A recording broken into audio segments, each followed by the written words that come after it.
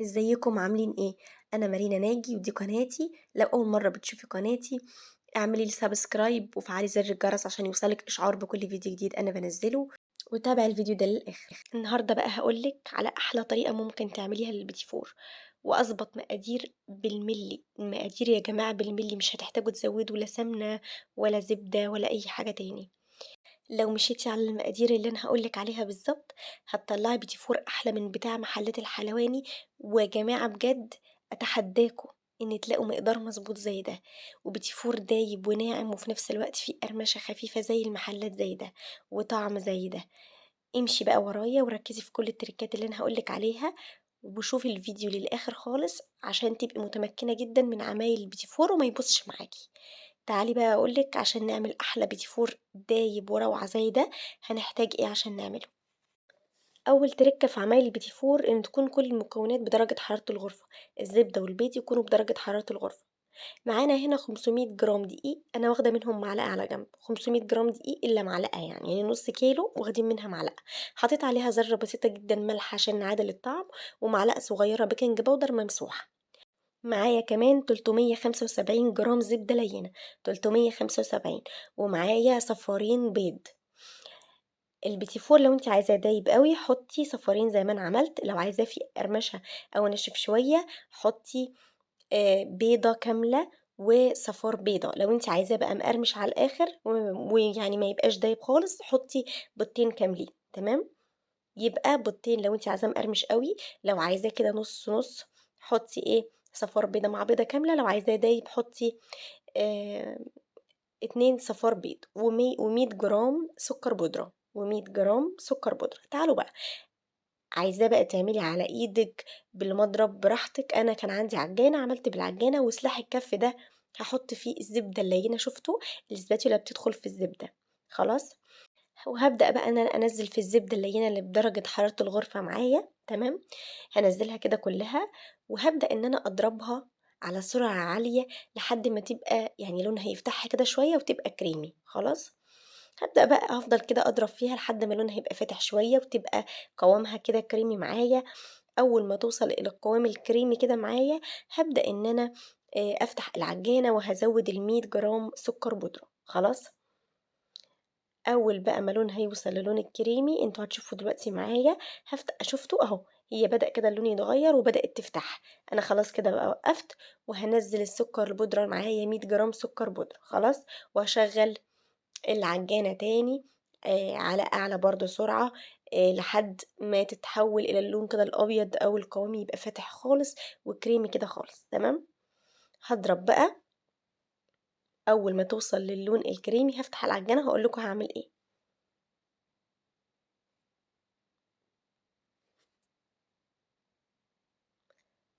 اول بقى ما وصلت للون ده معايا، طبعا انتوا اهو خلاص شايفين اللون معايا بقى فاتح جدا. معلش الكاميرا كانت في الحته دي ما كانتش مظبوطه، بس هو خلاص اللون بقى فاتح جدا وبقت كريمي اكنها كريمه. هبدا بقى ان انا احط صفارين البيض. خلاص، لو انتوا بقى هتحطوا في الوصفه البيض كامل نزلوا بيضه بيضه واضربوا البيضه الاولى وبعدين استنوا واضربوا البيضه التانية. لكن انا هنا حاطه صفار، هحط الصفارين مع بعض وهحط معاهم فانيليا زي ما انتوا هتشوفوا كده، فانيليا سايله او فانيليا باودر براحتكم. وبعدين شغلوا الخلاط واضربوا. اول بقى ما نضرب وندوب الفانيليا والبيض هننزل بالدقيق اللي عليه معلقه صغيره خالص ممسوحه من البيكنج باودر وذره ملح بين صوابعنا. خلاص، في المرحله دي بقى هبدا ان انا انزل الدقيق وهقفل العجانه وهضرب على سرعه كده وسط لحد ما الدقيق يتقلب. وبعدين بمجرد ما احط الدقيق مش هنعجن، هنلم بس او هندخل الدقيق في مكونات عجينه البيتي فور اللي احنا عاملينها، ونرجع بقى نفتح العجانة ونشوف القوام بتاعنا. لو انت لقيتي قوام العجينة في ايدك ما هواش بيلزق، يعني العجينة لينة في ايدك وفي نفس الوقت ما هياش بتلزق، يبقى ده القوام المثالي لعجينة البيتي فور. كمان انا هنا هعمل بالقمع، يعني انا هنا هعمل بالقمع وبكيس الحلواني. تقدري كمان لو انت عندك مكنة بيتي فور في البيت تعمليه، مفيش اي مشكلة، بس هتزودي على الدقيق من معلقة لمعلقتين دقيق عشان تبقى متماسكة شوية، بحيث الرسمة تطلع من المكبس تبقى رسمة حلوة ورسمة ماسكة نفسها كده وشكلها كويس. زي ما أنا قُلت لكم كده أنا هنا باعمل اختبار للعجينة، أشوفها بتلزق في إيدي والّا لأ. هنا زي ما أنتم شايفين العجينة ولا بتلزق في إيدي ولا أي حاجة وناعمة ومش بتشقّق وزي الفل. هابدأ بقى إن أنا أجيب القمع بتاعي والكيس الحلواني بتاعي سواء قماش أو سواء بلاستيك، بيبقى في نوع كده كويس بلاستيك كده تقيل. أنا عايزة أقول لكم إن أنا جايبة مثلًا في كيس كده بلاستيك من سنة مثلًا كان عندي، قوي جدًا أقوى من القماش مثلًا يعني. فأنا عايزة أقول لكم إن في أنواع كويسة من أكياس الحلواني. أنا هنا خلاص خلّصت بقى العجينة بتاعتي، وهابدأ إن أنا أجيب كيس الحلواني والقمع وهاقول لكم أنا هاعمل إيه.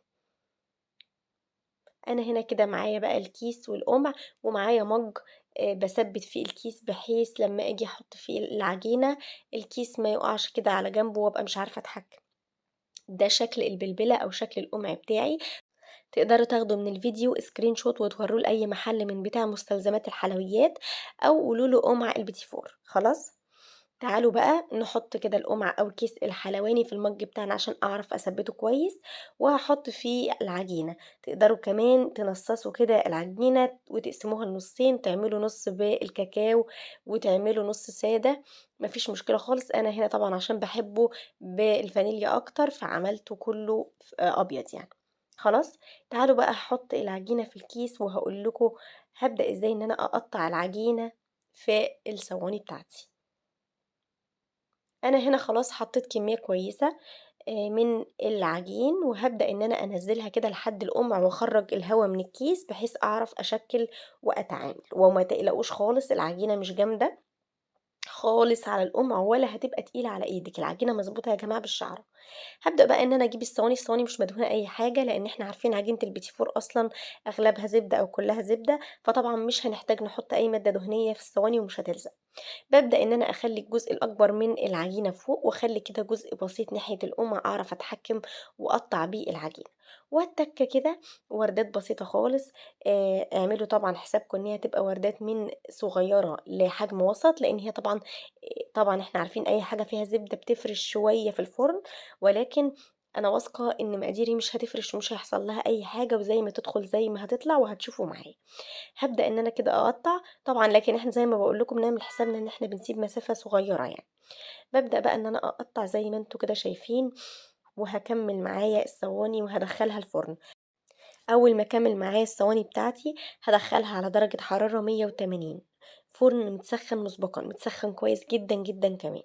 وأول ما تبدأ تاخد لون من تحت، طبعًا البيتي فور مش بياخد وقت خالص في الفرن، فنتابعه وما نسيبوش كده ونروح نعمل أي حاجة.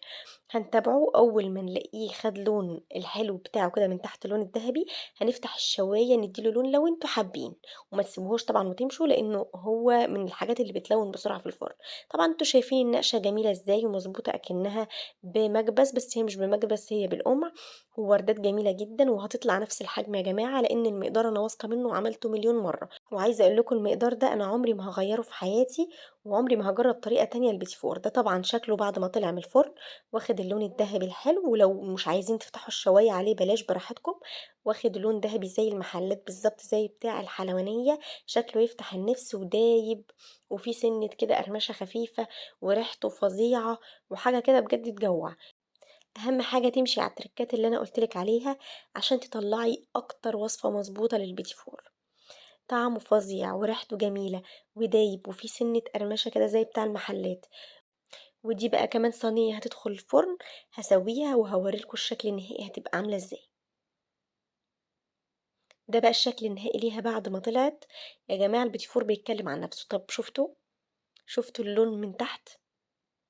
شُفتوا الرسمة طالعة بالنقشة بالضبط، يعني ولا ساح ولا فِرِش ولا كِبِر ولا فرول ولا حصل له أي حاجة، أهو زي ما دخل زي ما طلع.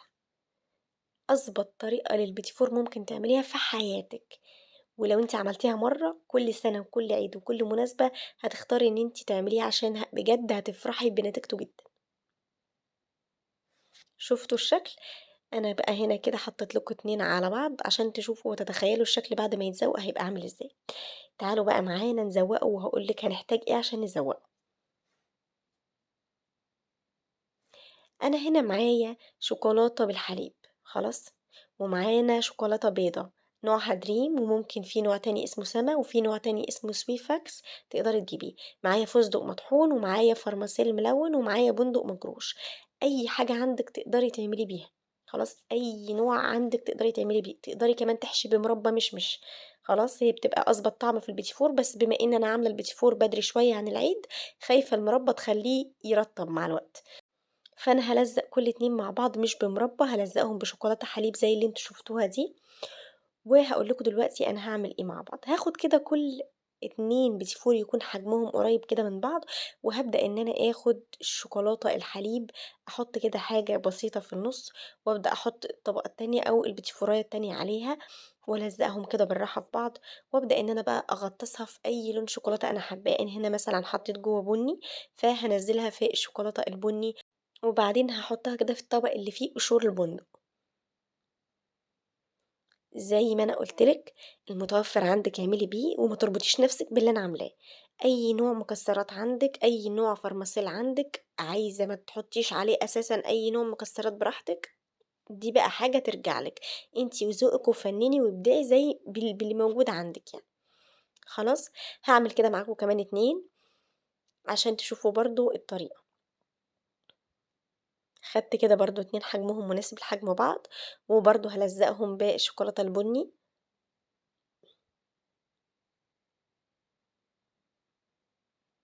وأكون حريصة وأنا باتّكة، أتّكة بالراحة لإن هو دايب وحساس أوي ممكن يتفرفت يعني.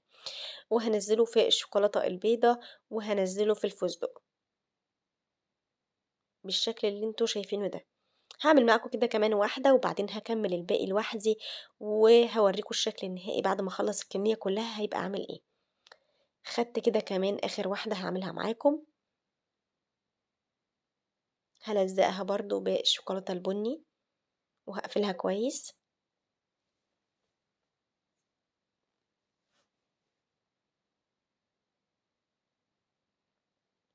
وهانزّلها برضه في الشوكولاتة البني، وبعدين هانزّلها في الفرماسيل.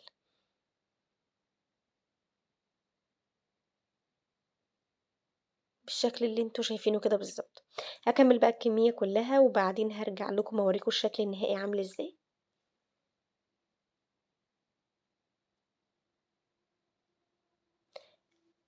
ده بقى الشكل النهائي، أحلى وأنعم بيتي فور ممكن تجرّبوه في حياتكم. كمان ممكن تغطّسوا البيتي فور كده كواحدة كاملة في أي نوع من أنواع الشوكولاتة، برضه بتدّي شكل حلو أوي. بُصّوا بقى أحلى بيتي فور دايب وناعم في الدنيا. بُصّوا بجد، بيتي فور دايب وطعمه فظيع، والمقدار يا جماعة بالملي. بأمانة، بأمانة أنا استحالة أقول لكم إن هو مقدار مضبوط وهو في أي حاجة ممكن تبوّظ معاكم المقادير. المقدار مضبوط بالملي لدرجة أنا ما احتجتش أزوّد ولا أعدّل فيه أي حاجة خالص، بس امشوا بالمقدار. يا ريت كده يكون عندكم ميزان. الميزان مهم جدًا في أي وصفة فيها حلويات حساسة زي البيتيفورات والبسكوتات والحاجات دي يعني. والوصفة هتطلع معاكم ممتازة بجد.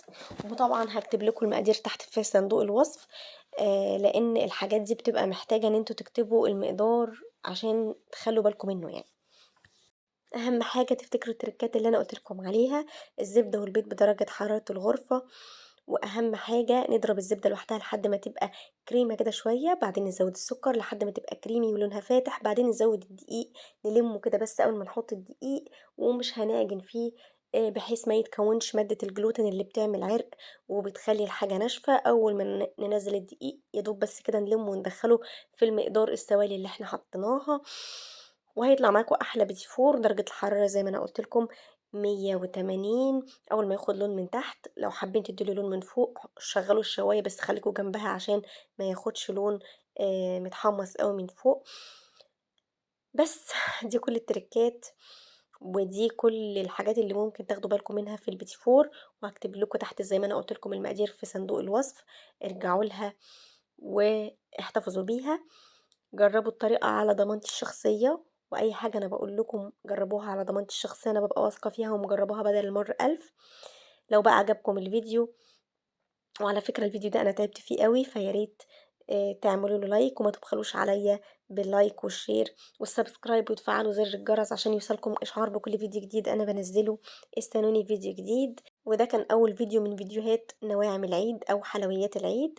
استنوا الفيديو الجاي بقى هيكون الكحك إن شاء الله. باحبكم أوي، استنوني في فيديو جديد.